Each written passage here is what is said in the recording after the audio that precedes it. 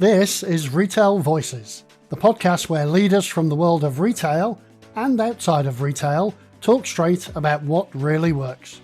Insight, innovation, and the human side of the industry all in one place.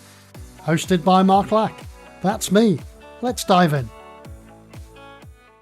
Okay, good. So, hi Luke, welcome to Retail Voices. It's great to have you here. Oh, great to be here, Mark. Thank you for having me on. Nah, no problem at all. So in this episode, we're going to be diving into mindset, motivation, and marginal gains. Three elements that define success in both business and life. And you've worked with leaders across several different sectors, from sports to corporate, helping them build resilience, awareness, and performance habits that stick. So can you kick us off by introducing yourself and explaining what the 1% is really about? Yeah, sure thing. So, as you said, my name is Luke. I run the business, The 1%. A bit about me. I'm 40. I've got 3 kids, 9, 7, and 4, married, run a business. And I'm saying that for context because I'm not like a 22-year-old sat behind a laptop in Dubai shouting at guys to do a few burpees to help them, right? I'm kind of in the thick of it like all the guys I work with, and I think that's always important to recognise. I mean, the business that I run is relatively small comparatively to the gents that I work with, but I think, in the thick of it, as we were saying offline as well. So that's a bit about me. I work with guys who, on paper, life really good. Great career, business going really well, got family, wife, kids, 2.4 kids, materially in a good spot. More often than not, though, if we peel back the onion and look underneath, they're not as happy and as content as they would like to be, feeling a bit overwhelmed, maybe using the word burnout. And this sort of feeling of, it's all great on paper, but, and it's quite a large but. And the but is usually, there's a multitude of areas where probably they're not showing up as best that they want. And nothing is completely on fire, but this kind of background feeling of, I'm just not quite necessarily where I would like to be. Outwardly looking in, it all looks fantastic, but I don't feel great. And, kind of like knowing that they want and need to be better, but can't quite see for the wood for the trees or work out why. And this kind of strange dichotomy of, well, I'm very successful in one domain, I've done very well for my career. Like, why does it feel like I'm not really enjoying the fruits of my labour as much as I would like? So that's, if that gives you a bit of context. Oh, that's great. That definitely gives context, and I can certainly relate to that. I've had a successful career, and sometimes you do feel as though you're just not quite getting it all. I know they say you can't have it all, even though we'd like to have it all, but there sometimes just feels like there's something missing. And that sort of, I suppose, gets us into the first question that I have for you. So. The phrase 1% better every day has become a mantra in performance coaching. But when I look at retail, every day is chaotic and results driven. So how do leaders actually live that idea? How can they get through that? It's a really good question. And I think there's levels to sort of how you would tackle that, because, and it also depends on like what you're trying to look at and what you're trying to address. But what you said there about the retail environment being chaotic and hectic and busy, for me, that my experience, that's life. Like, as we've just said offline, like, I've got a lot going on at the moment as well. And I think if we just take that as a default, it's busy, it's hectic, that's okay. And typically, gents out might say, I'm too busy, I don't have time. That's true. So I'm not going to deny that. Therefore, nothing. Therefore, we can't. And that's not the way to operate, right? And they probably wouldn't necessarily behave like that in business. They'd have a look at what can we do? How do we work it out? And let's make a path. When it comes to themselves, typically, they kind of almost forget that kind of mantra. So I'll play an example out here, which kind of will highlight how I like to think of getting to the root of what's going on, these little marginal gains. Because, so I'm not a straight fitness coach, but I think fitness and exercise has to be a part of high performance, because if you're not looking after your body, it also impacts the brain. It's not the only thing by any stretch, but it'll highlight, I guess, the holistic nature of what I'm talking about. So let's say someone goes, I need to, objectively, everyone knows they need to exercise, right? You need to do some training. I'm too busy, I haven't got time to go to the gym for 2 hours a day. Agreed, you can't. Therefore, I can't exercise. No, you can't go and spend 2 hours a day in the gym. So then how we play out this example? So let's say I'm working with someone and we say, right, we decide you want to start to build out a simple morning routine with some physical activity, some exercise. And we're going to lower the bar, right? So we go, what I want you to do is a little 5-minute workout as soon as you get out of bed. Not going to the gym, not lifting any weights, not even going for a run, just using your body. Can you commit to that? And they're like, yeah, of course I can. And usually, let's say the motivation's high because they've got a coach and they're in a program and they spent some money and that's it. Off you go. Come back. Did you do the workout? And they say no, right? So level 1, PT accountability. You lazy prick. Do it next time. Like, they'll probably go and do it. The brute force approach, right? What have we learned there though? Absolutely nothing. We're brute force and doing something we agree they need to do. Well, how is that going to happen and be sustainable long term? Just like sustainable business revenue, whatever you want to call it. Well, it's not, right? If I'm there to shout at them, maybe they shout at themselves. Not a very healthy way to do it. So arguably not the most pragmatic response. So instead I say why, and they go, "Oh, I was knackered." I call them a prick again. I go, "Why were you knackered?" "I was up until midnight." "Ah, we're getting somewhere." "Why were you up until midnight?" "Oh, when I finished work, I was really stressed. I'd had a different conversation with one of my team. I hadn't actually called this client and addressed something. So when I walked through the door, I was playing on my phone. I ignored the kids a bit. Mrs. shouted at me. I was a bit pissed off for that. Then I didn't really do bedtime well. I checked this other news report, which stressed me out. So I had off a bottle of wine to take the edge off. And then I saw this other thing come in, so I stayed up late, didn't sleep well." Okay. So are you a lazy prick, or is your evening routine out of whack? Your work-life boundaries, stress management, sleep hygiene, technology use, relationship with alcohol, food. 1 or 5 minute workout we've asked you to do in the morning, and there's a hornet's nest of stuff here that's not set up or serving you to do something relatively straightforward. I'm looping this back. What's this got to do with marginal gains, 1%, habits and behaviours? So more often than not, with something we want to do, and we'll try and do it, and then it doesn't happen. Yes. So we there go, it's impossible. Yes. We go, well, no. So there's 2 parts to this. One part is lower the bar. So this gentleman we're talking about, him doing 2 hours a day in the morning at the gym, ain't going to happen, is it? So we lower the bar and go, okay, well, let's do something smaller. Well, that still didn't happen. Well, why? Well, there's this fucking shit. Sorry, excuse my French. There's a lot of stuff here that's not serving him, right? So how's about we address that, do some root cause analysis like you would do in a business. So once we do the root cause analysis, well, then he's on top of it. He's accountable to himself. He knows what he needs to do, so he can get up and do that. But then what then that sort of tends to do is you can start to build a bit of discipline into your life, because then, like, the problem is most people try to be disciplined or build discipline when life's set on hard mode. Like I guess the mess that I described there, the level of friction involved in him doing something as straightforward as a 5 minute workout is super high. We address that. We show him what he needs to do. He understands what he needs to do. Get up and does his workout. 9 times out of 10, he's building discipline. He gets up and does it. We both know life isn't 9 times out of 10. Like I said, it's chaotic. Things happen. Sometimes he has to work late because he has to, or his kids get sick, or half his house falls down, or life happens, which it does. Well, he's done it 9 times when it's been straightforward. The 10th time, he either does it anyway because he's built that discipline, that habit, or he's able to take a step back, look holistically, and go, well, what can I do instead? And I think it's a very long-winded answer to what you asked me, but on the face of it, there's small little incremental bits we need to build in, and that makes sense. But if they don't happen, even if they're small, we need to look at the root causes of what's stopping them. Now, that's one example around exercise. I guarantee most of the gents I work with, there'll be a plethora of habits, behaviours, or a mindset up and downstream that's not serving them to do or not do whatever it is we're talking about. So part of it's like we need to have these small incremental behaviours that serve us, that compound over time. Same within business. But equally, when they don't happen, it's not your rubbish stops, that's done. It's, for me, that's an opportunity to find out what's really going on, make the whole system more robust, address it, and move forward. And so I know it's a long answer to your question, but does that resonate or make sense? Yeah, it does make sense, because I mean, ultimately, we look at things like behavioural traps that we work ourselves into, and I talk a lot in my podcasts about how HR in particular talks about work-life balance, and I think it is just a poster about work-life balance, because ultimately you have one life, and within that life you have to fit in work and exercise and eating and seeing friends and all of the other things you want to do within life. But I think we do fall into a lot of behavioural traps because we put priorities on things, and those priorities sometimes don't start with us, if you get what I mean. 100%, yeah. And something you said there about work-life balance, I talk about it a lot in my content because it's a sort of a concept that people resonate with, right? And it makes sense because the guys I speak to often feel like the balance isn't necessarily right. But I kind of almost think it's sort of a bullshit term for like what you said, because the reality is the gents that I work with and just life in general, especially at the age and stage we're at. If you're thinking about work-life balance, people often think about it as time. And actually, time, the balance is always going to be wrong because you're always going to be spending more time at work. So therefore, you might think I can't have balance or balance is impossible.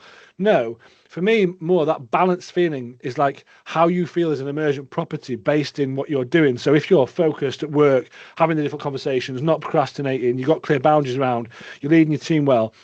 And then when you walk through the door, you're there present for your kids, your wife, you give her a kiss, you're not shouting, you're in a good headspace and you're looking in the mirror feeling proud of yourself because you're feeling healthy. You will feel balanced. Now, the elapsed time you spend at work versus your family time will be much more work than family. But I think you will feel, quote unquote, imbalanced because you're showing up as the person you want across a multitude of areas. That's how I kind of like to think about it and conceptualize it, right? It's because yes, yeah. It's a problem because some people go, it's impossible. I'm a CEO of a large firm, and no, you're not going to spend more time. But let's make sure the time that you are spending in both of those domains is quality. And that's the key bit. And that's the bit we have, in my experience, a lot more control over than we think. And that's where the 1% bits come in. It's like, well, what you think you need to do now might not be right, but there's lots we can do. And it's about lowering the bar and making that appropriate to get the most out of yourself. But it's also that time for yourself. And I know, we all sort of mock the me time that people often come out with. But I think people miss that when you look at the balance in life. You do need some time where you're focusing on yourself in terms of it could be exercise, it could be reading, it could just be having a 5-minute kip, Yeah, totally. There's a cliched phrase, but I like it. It's like you need to put your oxygen mask on first. Excuse me, it's really true because long term, if you're martyring yourself to work or whatever else and you're not taking care of yourself, well, it only ends one way and it's not good, And I see guys on the spectrum of that. Some guys really are almost in the ground and other guys, they can see it, but they're not there yet. But equally, if you don't take care of yourself, it only goes one way. And I'm not just talking physically, mentally, emotionally, the whole piece, right? If you're not looking after yourself, it doesn't end well, No, it doesn't. It doesn't ever end well. And on that as well, if we look at something like resilience, because we've recognised that people do work hard, they play hard, they have lots to do, and it's chaotic and all this kind of stuff. But how do we build resilience within that ecosystem at the same time, in a way that's sustainable? Because again, during COVID, I started the 200 press ups in a day trend. Nice. And when I looked at it, I thought, how do I do that? I can't just do 200 press ups in one go. I don't have the upper body strength and the arm strength to do it. And I haven't exercised for a while. So I just started with 5 press ups. That was it. I just started doing 5 press ups and then I did it multiple times through the day. And after about 30 days, I did get up to 200 press ups. And that was really good. But then how mentally do people build that resilience so it is sustainable? For me, I think resilience, it's about just giving yourself evidence repeatedly that you are someone who does what they say and what they commit to. And a lot of it's not the only thing, but one of the areas where I think this feeling of it's all great on paper, I don't feel great myself, I feel a bit internally, and you'll hear very senior successful guys talk about imposter syndrome and low confidence, and outwardly you'd be like, what? But then they open up and that's what they talk about. You're like, what's going on there?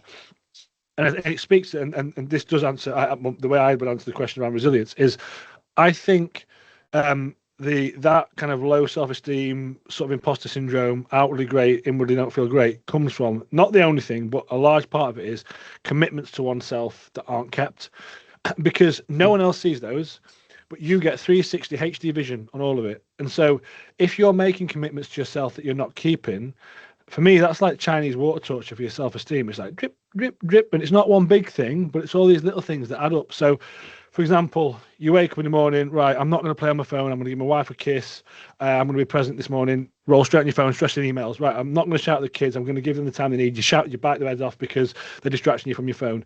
You can have a healthy breakfast, you eat some shit, right, you just about run out the door, and when you get to work, you can have a different conversation with the team and the client. You don't, you ignore it. You can have a healthy lunch, you eat some shit, we work through.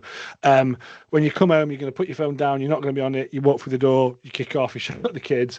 I'm not going to drink any wine tonight. You do. I'm definitely going to exercise this evening. You don't. Right. So like, it sounds really bad, but like, one of those things in isolation, no big deal, right? No one's a robot. No one's perfect. Yes. Nor should we try to be. But if there's a load of that stacked up in your day and your week, just on repeat, just ticking over in the background, you're just internally telling yourself you're full of shit and you don't do what you say. And that's not me saying that of someone. I'm saying it's just a fact, because you have that internal narrative and that voice.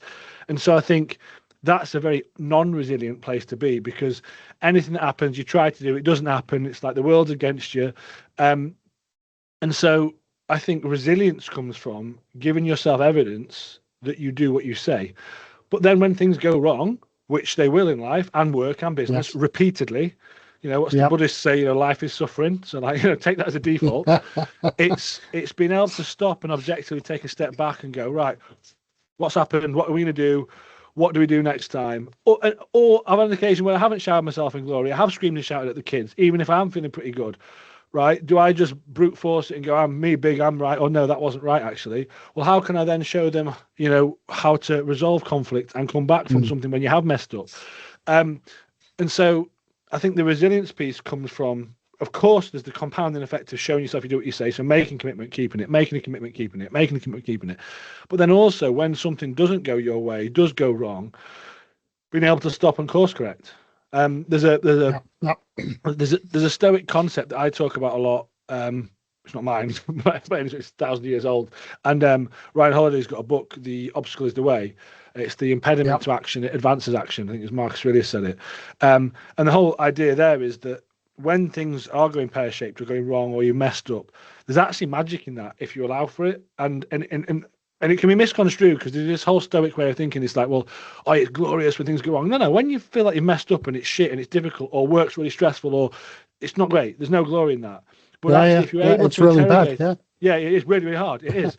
But if you are able to interrogate it and work through it, the hardest, most difficult times in your life, if you look back now, it's always like a positive story arc. It's like, well, that happened, then this, and this. And so it's being able to stop and recognize that. So again, not a very straightforward answer, but I think resilience comes from that. It's that ability to make commitments and keep them across the board.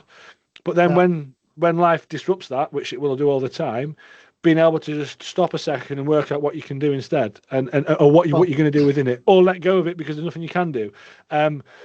But I think that's all of that is predicated on you yourself being in a reasonable headspace in the first place. If you're stressed, overwhelmed, away, unhappy, it's very hard to be objective like that. I mean, I think the positive story arc is the most amusing bit, because that is essentially almost all social media, and especially LinkedIn.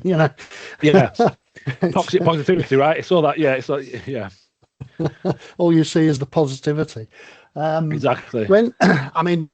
I think one of the other things you mentioned in there was about imposter syndrome, which is very interesting. And this is a sort of side question that comes off that.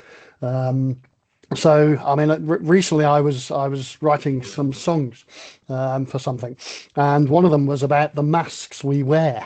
Whether we wear a mask with friends and different friends, we wear a mask with our work colleagues, whether it's our bosses or our subordinates. And it's this again comes down to resilience, because we know we're constantly putting on different faces for different people, because that's just how the world is. It's when we take that mask fully off, the question is who are we? Who are we then? Yeah, exactly.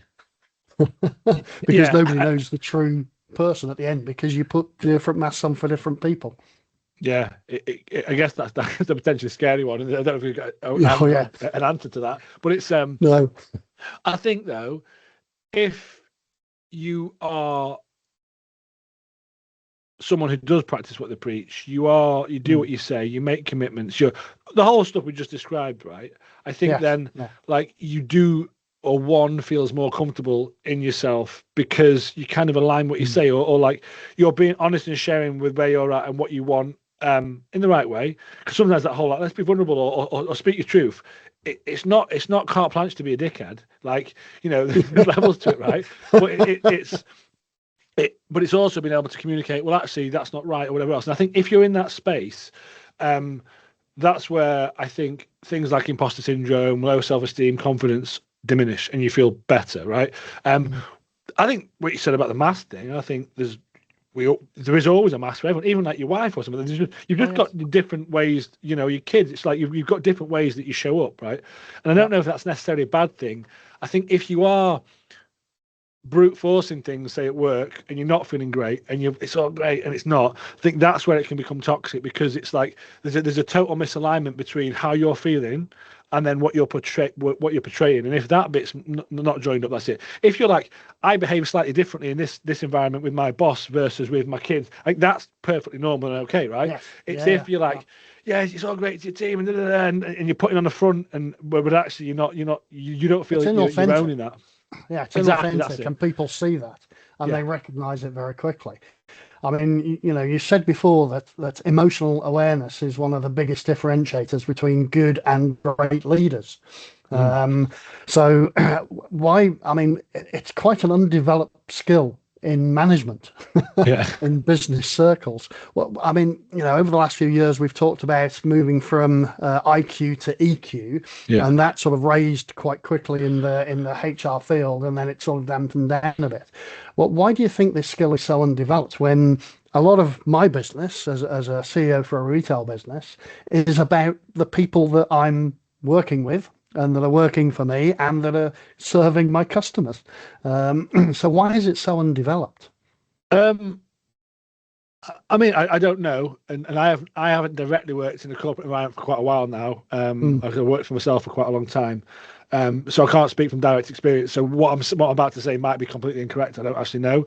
My spidey sense as to why it isn't is perhaps historically there's been a very top-down kind of approach to management, which is I'm the yeah, boss, I know what I'm doing, kind of do what I say to some degree. Now that is a huge generalization I've just made there, yeah. right? So of course I'm sure there's lots of situations where that's not the case, but perhaps just historically that's been more the more hierarchical approach, right?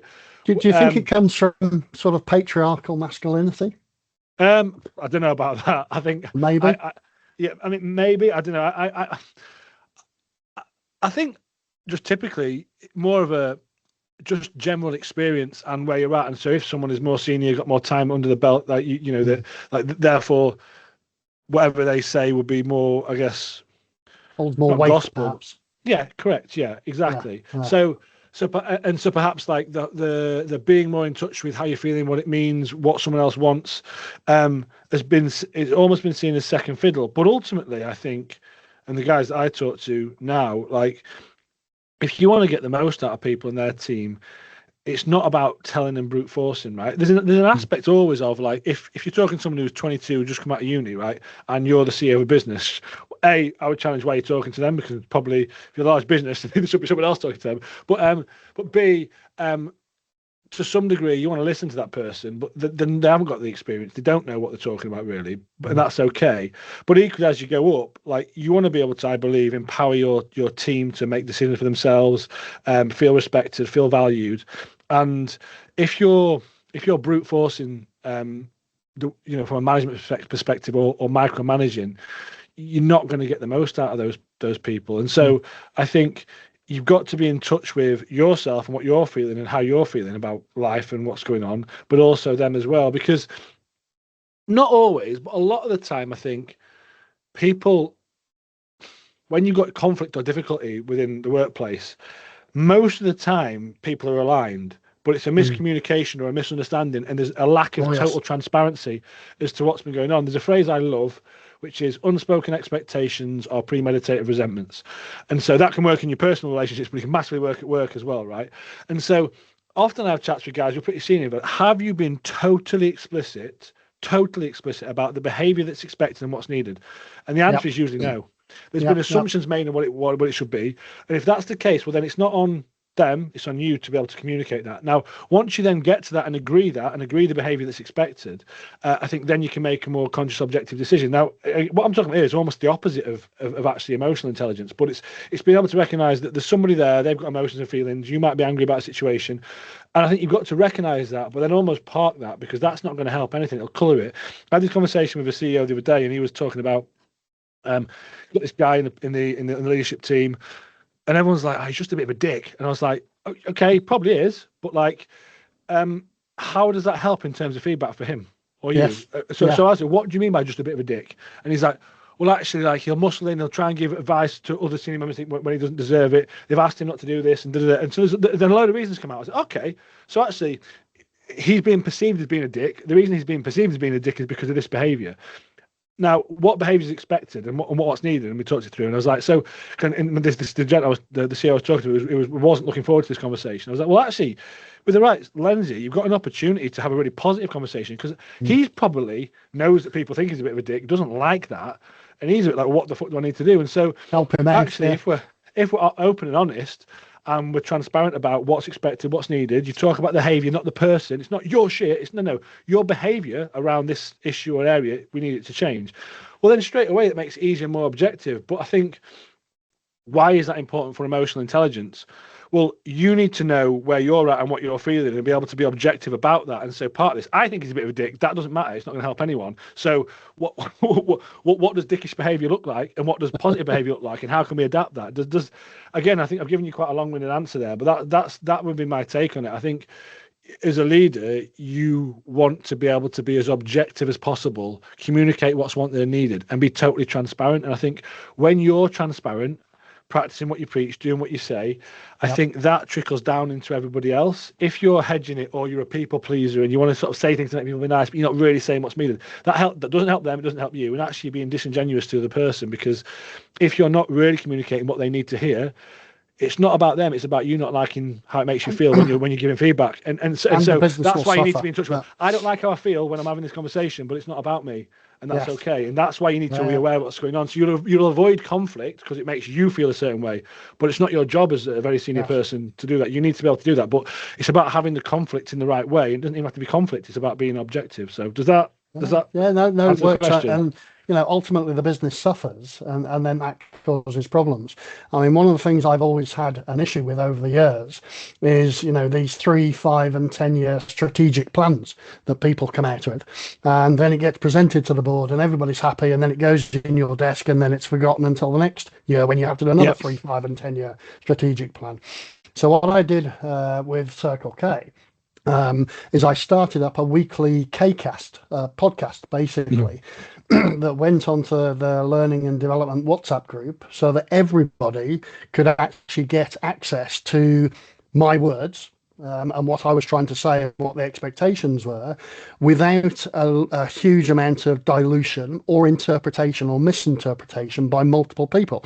Because if it's coming from me as a CEO, then it's going to a general manager, then to an operations director, then to an ops manager, then to a district manager, then to a store manager, then to the barista. There's so much gap and space for misinterpretation and reinterpretation of what actually the strategy is about. So by doing this weekly podcast, that message was going directly into everybody's ears, directly to them. Yeah. And then there's no ambiguity as to what's been talked about or what you're talking about or what the vision is or the direction is, because people can literally hear exactly what you're saying. And that's a lot of the conversations I have, especially with the clients that I work kind of like exec coaching one-to-one basis. It's that kind of thing. It's like, well, you've got to show you practice what you preach and have those honest conversations. Because if you want your team to be honest and empower others, you have to do that. You're leading the ship, right? And so it comes from you to do that. But I think to be able to do that, you need to be in touch with how you're feeling, how you react, and how you're behaving yourself. Oh, right? Yes. If you're all over the place, need to want to do it as well. Because again, it will come across as inauthentic if my voice is not coming across correctly. Then people recognise it, whether I'm in store, on a podcast, or exactly presenting to the board. It's the same thing. One of the things I'm interested in is obviously you've also worked with athletes and executives. From a sports perspective, 2 very different worlds, but some similarities. So what can retail leaders, if I look at my business, learn from sports psychology, especially about consistency, focus, and the power of routine? Well, I mean, to be honest, I don't actually work with athletes per se. It's been more, I guess, guys who are businessmen that have maybe historically had an athletic background. I don't actually work directly with athletes, to be totally transparent. But I think so. That's the first point. but on that though, I do think the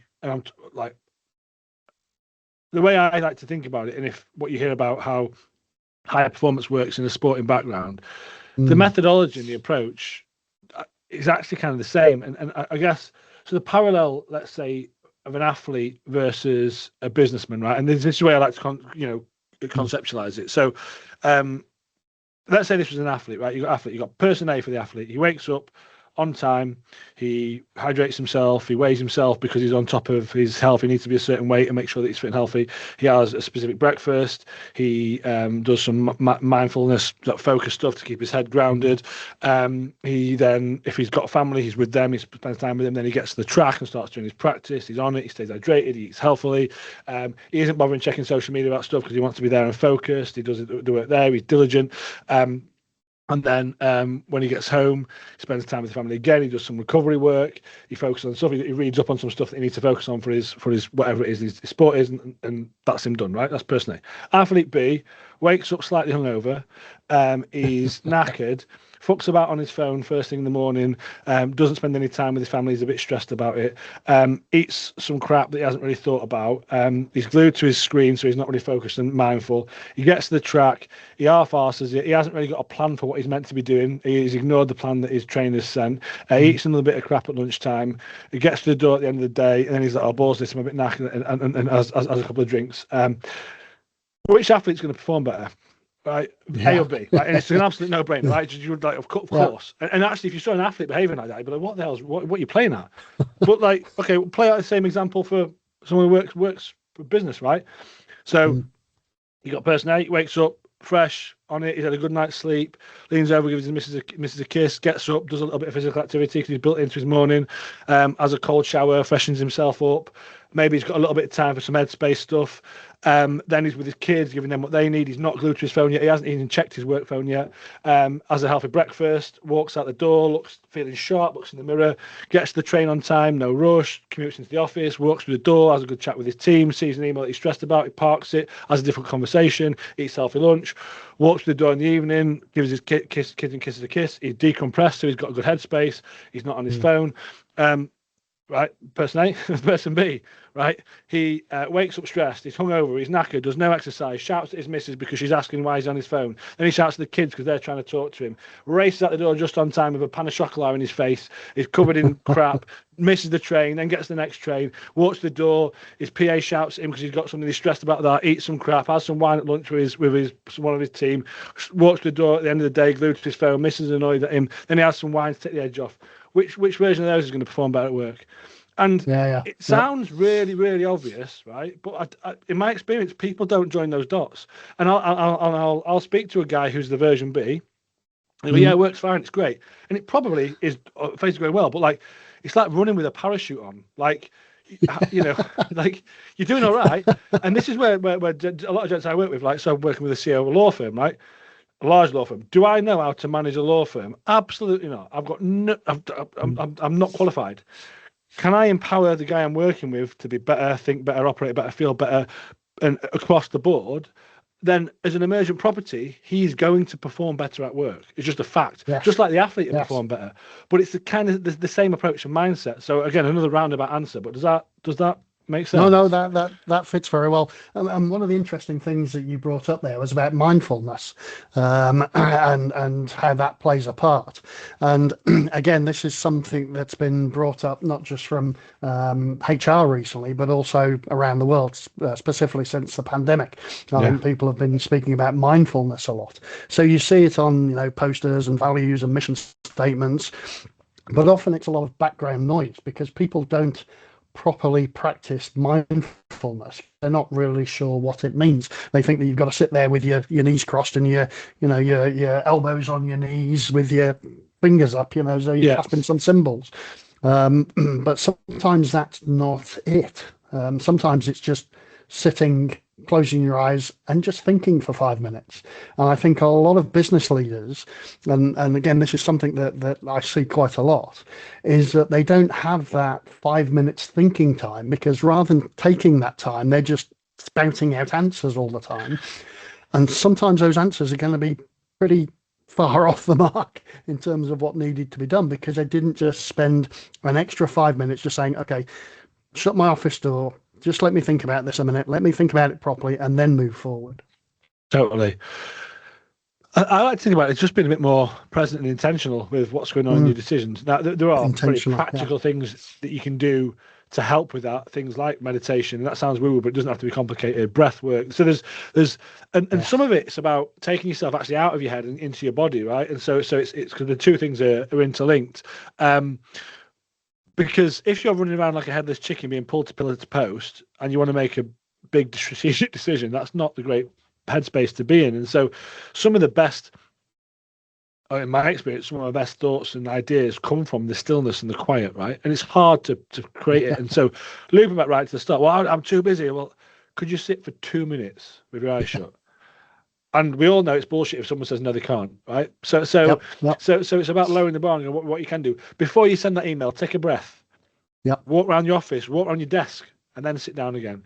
Like little things like that can make a big difference. Write the email, then don't send it. Then leave it for 5 minutes and come back and read that. So there's little ways we can sort of put those little breaks in to help us be more mindful. Because a lot of the time, those emails, you go, well, that's a bit spicy. let's not do that. Oh, yes. So there's little hacks you can whack in to do that. But I think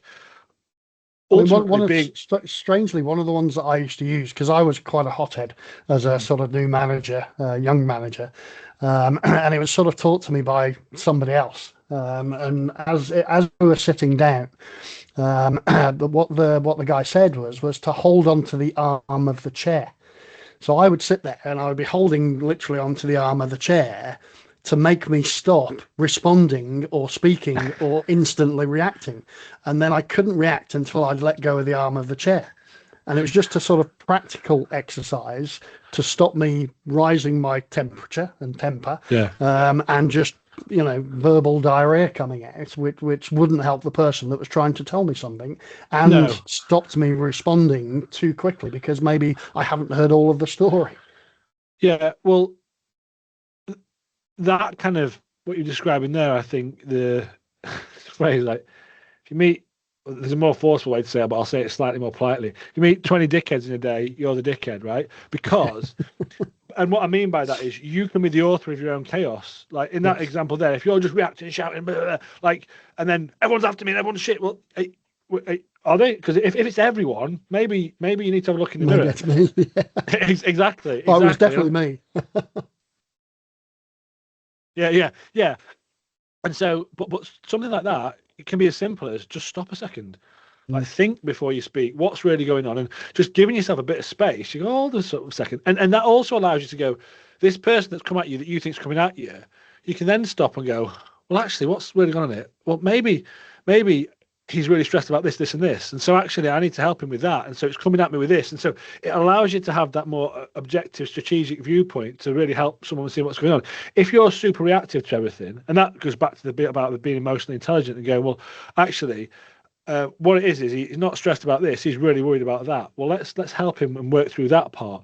But if you just react to whatever someone says to you within, 2 seconds, you're not giving yourself the opportunity to be able to do that, So I think it's really important. And I've probably gathered I'm not great at this all the time because I'm 100 miles an hour all the time as well. So it's I just want to say, for anyone's listening, I'm not talking about this like I'm some saint and I'm perfect with all of it. I have to work on all this stuff myself.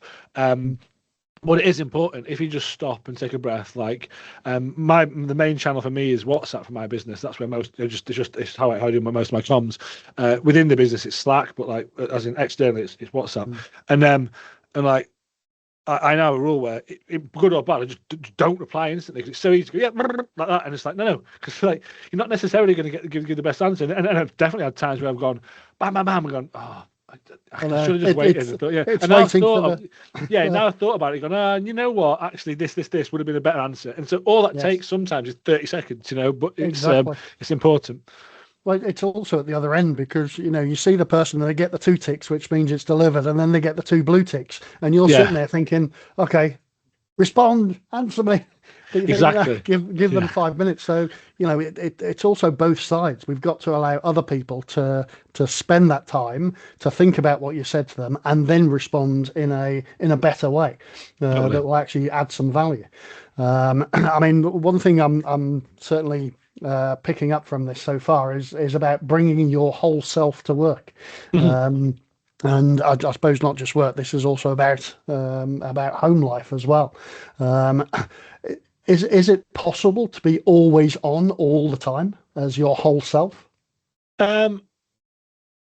By whole self, what do you mean? I'm using your sort of vernacular. So Yeah. it's about bringing your whole self to work. So you're always there. You're always present. You're always Yeah. thinking about this and the other.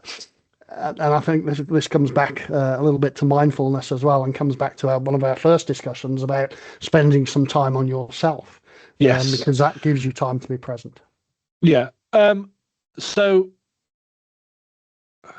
I think so can you be perfect on it all the time? No. I think it's a short answer, Yeah, right? that's So yeah, the first point to answer it, the first part of that is we're all fallible. None of us are perfect all the time. You're never always going to shower yourself in glory, and that's just a fact. I think I like to think I'd like to myself personally, and for the guys I work with, want to try to be your best in all the time, but we're just recognizing none of us are going to be, and we are fallible, and that's also okay.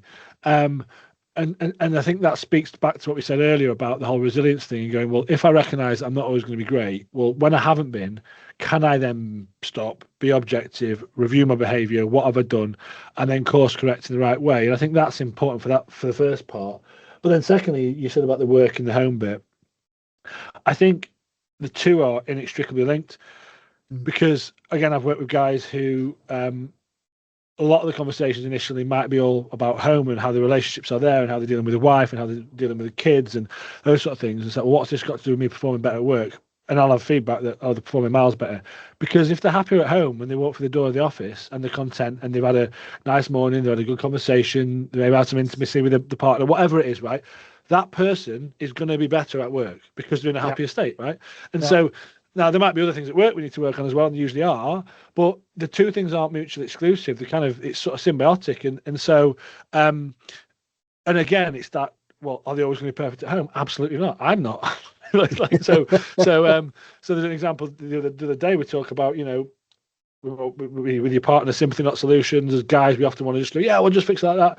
I talk about it all the time, and I'm helping guys with it. And then the other day, we're currently trying to move house, and there's some stress around it. And I was like, yeah, it'll be fine. And let's be stoic about it, and not really listening to my wife. And she's like, what are you doing? And I was like, oh, yeah, right. Sorry, I'm in the stoic mode, But like, so you have to remind you catch yourself. But the point I'm making is, I think your true self or being your best.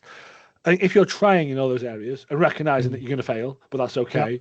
But then yeah. when you do fail, owning it, putting your hand up and looking at your part in it and seeing what you can do. I think And the that's for me, that's recovery. the best. Yeah, That's the best we can do. And I think if you're able to be in that state, I feel like that's where high performance comes on both fronts, right? You feel like you're great at home and you're showing up as best you can, or you messed up and you scream and shout at the kids, but then actually you're able to talk to them and show them how a grown adult reconciles and shows their part in it and helps them understand and recognize without not saying sorry, but just saying sorry, but then also articulating and understanding.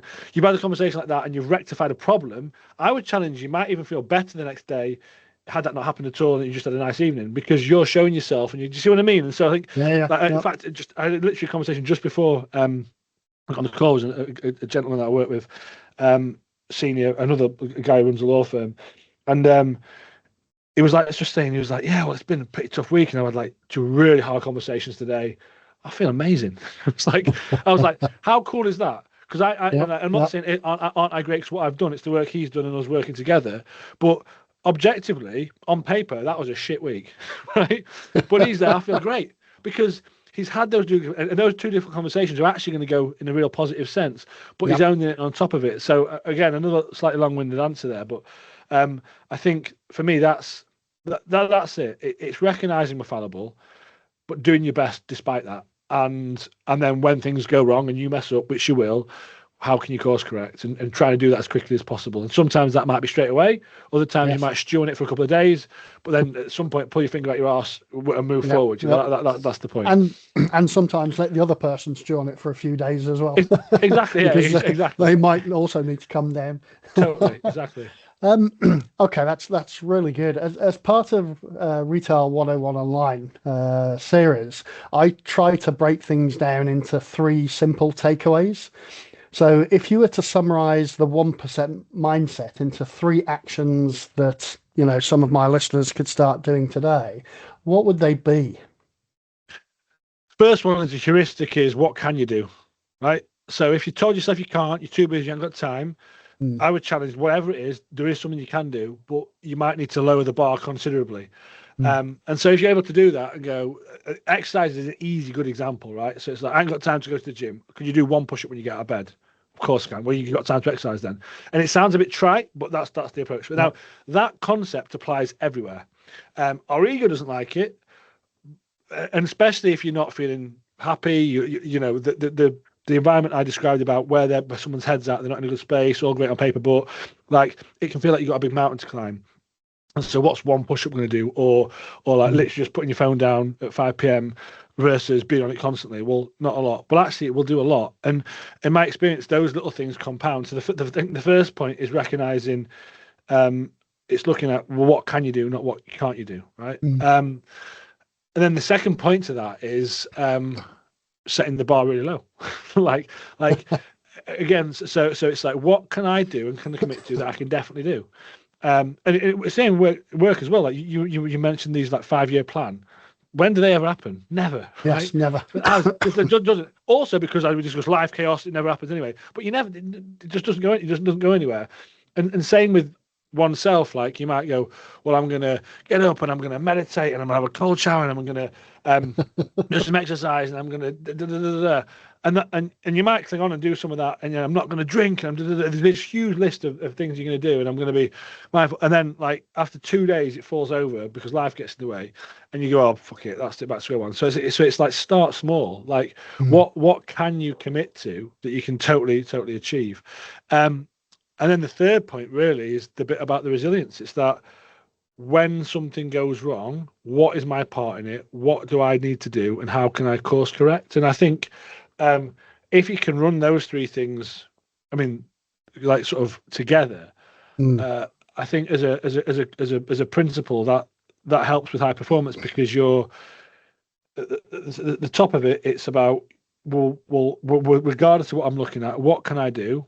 The second point is like, if I'm going to do something, what is it I can do and what is possible?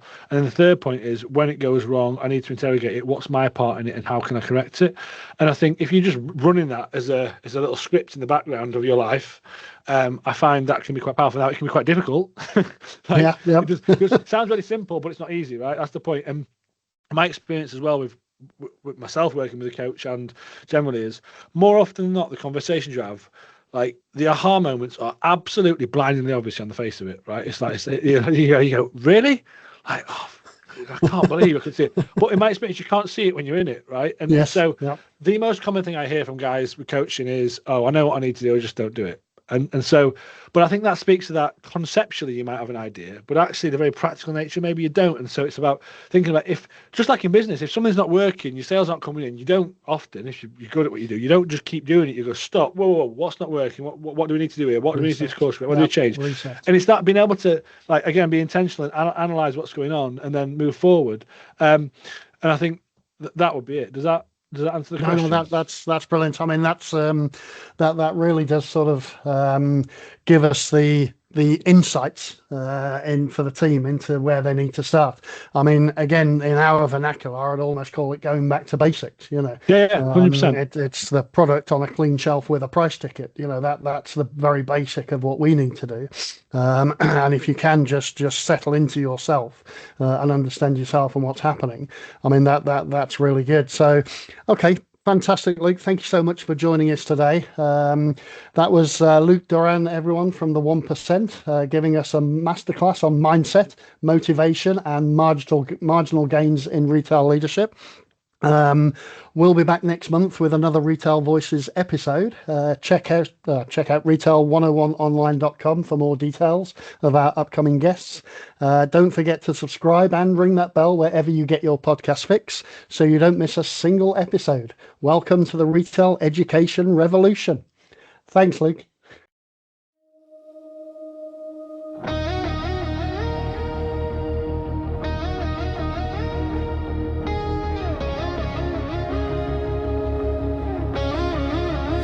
I built the towers in the sky, the suits, the boardroom lights. Got the house, the kids, the Sunday plans. I'm winning by the rights, but at night the mirror's telling lies. I'm moving but I'm stuck. The engine's running, but the gears are cold. The fire's lost its touch. I can talk the talk, I can wear the mask, but under all this armor, the ground begins to crack. And the question haunts me when the lights go down: are you alive or just playing the part you found? 1% closer every single day. One small move, one habit stays. Not chasing perfection, just steady in the fight. From burnout to balance, we're rising into light. 1% closer, one step at a time, and the sum of all these little wins will change your life. There's a father in the picture, but he's miles away. A leader on the surface, but inside he fades. Health is slipping through the cracks, energy on the floor. No boundary for the nights, no strength behind the door. You are the problem, but you're the only way out. On the mess, on the map, shift the fear to doubt, because nobody else will build the life you wanna live. It starts with one small habit, with all you have to give. 1% closer every single day. One small move, one habit stays. Not chasing perfection, just steady in the fight. From burnout to balance, we're rising into light. 1% closer, one step at a time, and the sum of all these little wins will change your life. Feel the fire in your bones, let the storm blow through. When the chaos calls your name, you'll be standing true. No ideal man on a pedestal, no imaginary throne. Just a version of yourself who's present in his own home. And when the world throws its worst, you'll roll with it and win, because you built the foundation on what's real, what's pure within.